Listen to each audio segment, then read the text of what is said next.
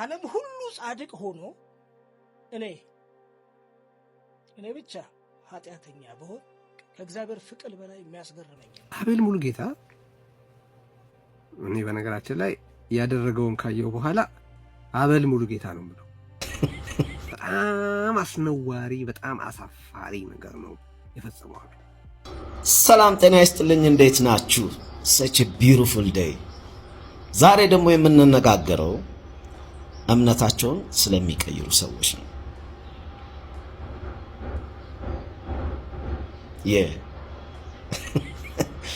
በተለይ ደግሞ ሙዚቀኛ ሆነው ወይ ድምፃውያን ሆነው ከኦርቶዶክስ ቤተ እምነት ወደ ፕሮቴስታንት ቤተ እምነት የሚቀይሩ ማለት ነው። እኔ እንግዲህ በፋሚሊ ሁለቱም አሉ፣ ፕሮቴስታንትም አሉ ኦርቶዶክስም አሉ። so I don't have any problem።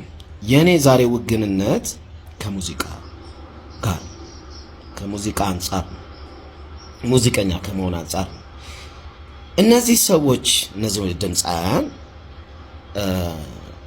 እምነታቸውን ሲቀይሩ ብዙ ጊዜ የሚሰጡት መግለጫ ነው የሚገርመኝ። ጥልቅ ውስጥ ነበርን ነው የሚሉት።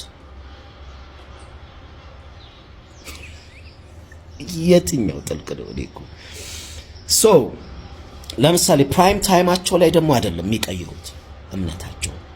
ፕራይም ታይም ማለት ለምሳሌ ዘፈን አድርገ ዘፈኑ ታውቆ አልበም ሊሆን ይችላል ሲንግል፣ ከዛ ቱር ትወጣለህ። ያኔ ነው ትኬት እንትን ሙሉ ተችሎ ነው። ሰው ደግሞ በጣም በቃ ፍቅሩና አፕሪሺዬሽኑን ያሳያል እዛ አብሮ አንተ ጋር ምናምን። ያ በቃ የሚያጓጓው ታይም ከፍ ይላል ዝቅ ይላል፣ ከዛ ደግሞ ከፍ ይላል። እንደዛ ነው አካሄዱ። እዛ ታይም ላይ አይቀይሩ። ያቺ ክሬሟ ታይም ዝቅ ጅቡ ሲል ነው እና ብዙ መውጣት የማይችሉት ከመሰላቸው ይቀይራሉ እና ጥልቁ ነው ይላሉ። አሁን በዚህ ጊዜ በጣም አስቸጋሪ ሆኖ ምን እንደሆነ ታውቃላችሁ? ፈጣሪን ከማሳመን ይልቅ የሰው ልጅ ማሳመን ነው ከባድ ነው።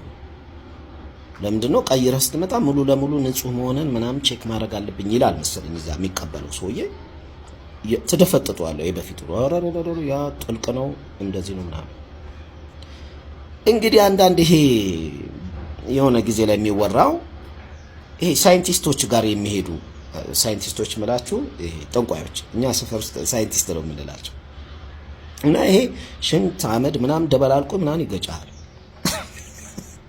እነዛ ሳይንቲስቶች ጋር ሄደው የሚካድሙ ካሉ ኦኬ ያ ሜቢ እንግዲህ ጥልቅ አሰራር ሊሆን ይችላል አይደል? ግን እዛ አመድ ውስጥ ያለ ሰውዬ ህይወትን ተንቢዮ ይቀይራል ብሎ ማሰብ በራሱ በጣም የሚያስገርም ነው። ኤኒዌይስ እንደዛም ከሆነ ኦኬ ዘፋኝነት በራሱ ኃጢአት ነው። የሱን ያሁን ኦርቶዶክስነት ተከታይ ነኝ። ኦርቶዶክስነት የሚለው ዘፋኝነት ኃጢአት ነው የሚለው ምክንያቱም መጽሐፍ ቅዱስ ላይ በ16ኝነት ተጠቅሷል። ያው ትላንት እንደተነጋገር ነው ከ1 እስከ 15 ደግሞ አዳሜ ስደፈጥጩ ነው የምትዩ። ስለዚህ ሁላችንም ገቢ ነው። ንጹህ ነኝ ብናም ብሎ የሚወጣ ሰው ካለ ይገርመኛል። አንድ እንግዲህ እንደ ማምለጫ የሚታይ ያው እንግዲህ ለኔ ሲነግሩኝ የነበረው ትላንት በኢየሱስ ክርስቶስ ካመንን እንድናለን ነው። ሁላችንም እናምናለን። እንግዲህ ያ ነው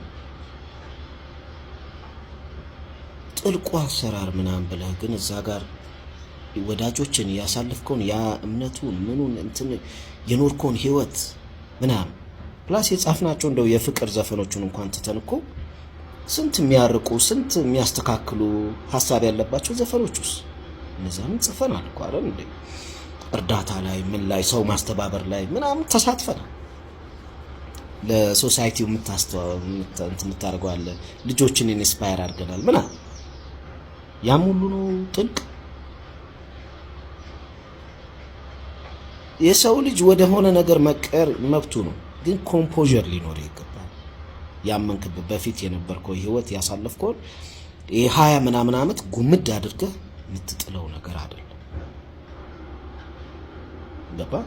ፈጣሪም ደግሞ የነፍስን የውስጥህን የነፍስን ስለሚያይ እዛ ጋር ከሰው ጋር መታገል አይጠበቅብህም። ለማንም ፕሩፍ ማድረግ አይጠበቅብህም። ፈጣሪ ያየዋል፣ ይሰምትን ያርጓል። መሄድ ራሱ እኮ አይጠበቅብህም። ኢንፋክት ተቀይሬያለሁ ብለህ አናውንስ ማድረግ አይጠበቅብህም። በርን ከዘጋ አለቀ። የሚያስጨንቅህ ምናምን እንደው እንዲህ ባላረግ የምትለው ነገር አለ።